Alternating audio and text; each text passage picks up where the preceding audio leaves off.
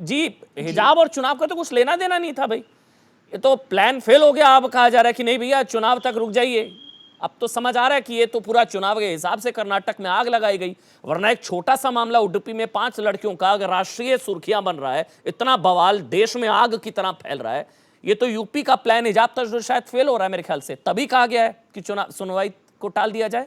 मालविका जी, आपने अगर देखा हो तो पहले तो आरोप हम पे लगा था कि हम ध्रुवीकरण का राजकारण कर रहे हैं और हमने ये सब उठ खड़ा किया है, इस मामले को हमने ये सब किया है यूपी के इलेक्शन से पहले।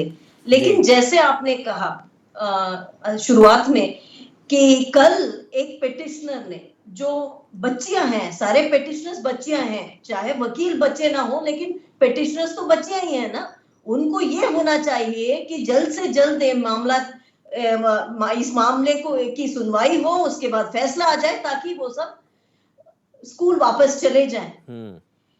लेकिन इनको तो ये पड़ा है कि इन चुनावों के बाद ये सब करवाना है, तो कौन इनके पीछे खड़ा होके इनसे ये सब बुलवा रहा है, या फिर पिटिशनर्स की तरफ से ऐसा एक मांग क्यों रखा गया कोर्ट के सामने।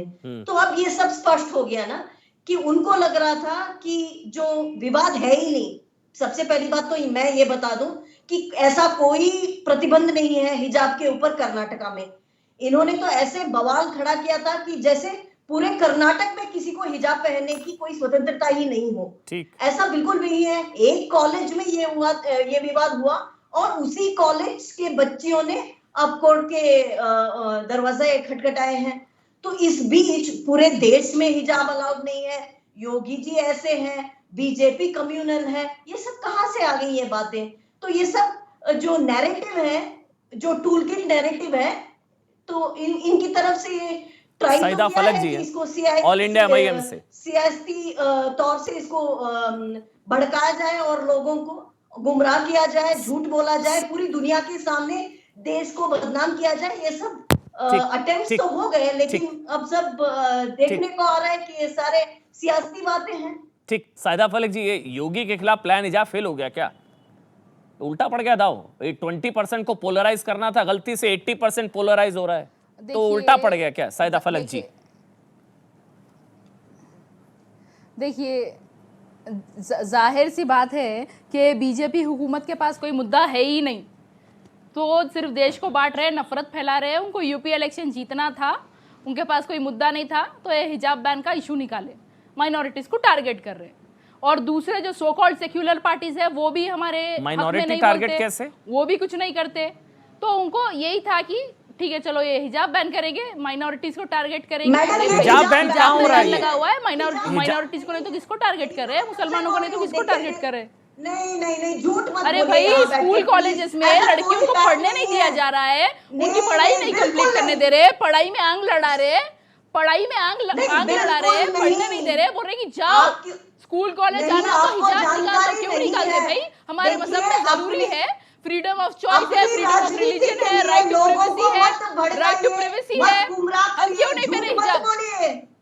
हम क्यों नहीं पहने हिजाब? क्या बीजेपी झूठा ढोंग दिखाते हैं मुस्लिम खवातीन से हमदर्दी का? झूठा ढोंग। खुद महिलाओं को सुरक्षित नहीं रख सकते इस कंट्री में और झूठा ढोंग दिखाते हैं। कौन ढोंग दिखा रहा है? क्या बता रही हैं आप? कहाँ है बैन? मुझे बताइए तो सही। कोई आपके पास कोई एविडेंस है? अरे भाई, झूठा ढोंग क्यों दिखाते? ढोंग कहाँ दिखा रहे थे? बोलूं मैं एक एग्जांपल दूं?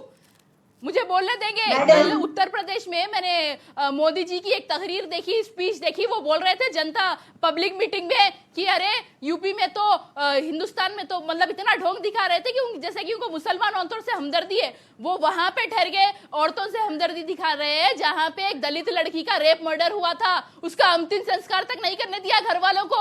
उसके साथ वो बच्ची के साथ वो इंसाफ की बात नहीं करते, उसके कातिलों को सजा नहीं देते, उसके बाद वो महिलाओं के से हमदर्दी की बात करते। उत्तर प्रदेश में जाके उनको शर्म आनी चाहिए। उत्तर प्रदेश में जाके वो महिलाओं की सुरक्षा की बात करे, वहां पे ठहर के वो बोल रहे महिलाओं की सुरक्षा के बारे में, जहां पे महिला सुरक्षित नहीं है, जहां पे 100 में ज्यादा रेप्स होते हैं।